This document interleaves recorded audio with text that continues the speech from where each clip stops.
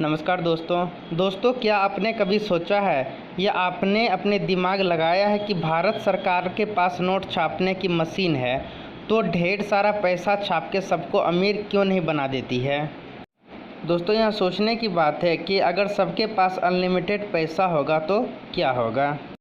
तो इससे दोस्तों ना कोई अमीर रहेगा ना कोई गरीब रहेगा, गरीबी मिट जाएगी और किसी को काम करने की ज़रूरत नहीं होगी। बस सुबह उठो, पैसे उड़ाओ और क्या। फिर तो कोई भूखे पेट भी नहीं सोएगा, ना कोई किसान मरेगा, ना किसी को गवर्नमेंट से कोई शिकायत होगी। तब तो कोई भीख भी मांगते नज़र नहीं आएगा, हर तरफ खुशियाँ ही खुशियाँ होंगी। लेकिन दोस्तों, आपको नहीं पता हो तो मैं बता दूं कि अगर अनलिमिटेड पैसा छप गया तो ये भी एक बहुत बड़ा प्रॉब्लम क्रिएट कर सकता है हमारे कंट्री में। तो दोस्तों, आज के वीडियो में हम इसी सवाल से पर्दा उठाएंगे और आपको बताएंगे कि अगर आपके पास अनलिमिटेड पैसा है या फिर गवर्नमेंट ने अनलिमिटेड पैसा प्रिंट कर दिया तो फिर इससे क्या नुकसान हो सकता है। तो दोस्तों, यहाँ मान लें कि सरकार ने बहुत सारे पैसे छाप दिए और सभी लोग अमीर हो गए, सबके पास लाखों करोड़ों रुपए आ गए। फिर जब हम मार्केट में कोई सामान खरीदने जाएंगे, मान लेते हैं कि उसकी कीमत 50 रुपये होगी, तो दुकानदार भला आपको कम पैसे में सामान क्यों देगा। आपके पास तो बहुत पैसा है, तो दुकानदार की भी लालच बढ़ेगी। धीरे धीरे सभी सामानों की कीमत आसमान छूने लगेगी। कच्चे सामान से लेकर के तैयार सामान तक सभी वस्तुएं मिलेंगी, लेकिन दाम ज़्यादा चुकाना पड़ेगा।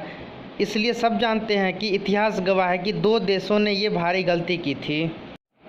दोस्तों, अगर एक देश जर्मनी का मैं एग्जांपल लूँ तो प्रथम विश्व युद्ध के बाद जर्मनी की अर्थव्यवस्था पूरी तरह से चरमरा गई थी।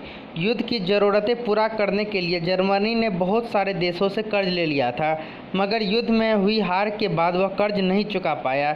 जर्मनी ने सोचा कि हम खूब सारा पैसा छापकर अपना कर्जा उतार देंगे।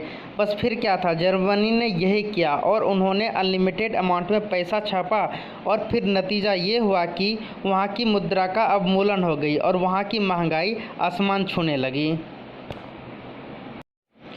दोस्तों, इसी तरह अगर जिम्बाब्वे की बात करूं तो जिम्बाब्वे ने भी जर्मनी जैसी गलती की और बहुत सारे करेंसी छाप दी, जिसका नतीजा ये हुआ कि वहां का जो मुद्रा का अवमूल्यन हज़ारों गुना बढ़ गया और अब लोगों को ब्रेड और अंडे जैसी बेसिक चीज़ें खरीदने के लिए भी बैग भर भर कर पैसे देने पड़े, क्योंकि करेंसी ज़्यादा छापने से वहाँ की करेंसी का अवमूल्यन इतना हो गया कि एक यूएस डॉलर की कीमत 25 मिलियन जिम्बाब्वे डॉलर के बराबर हो गई।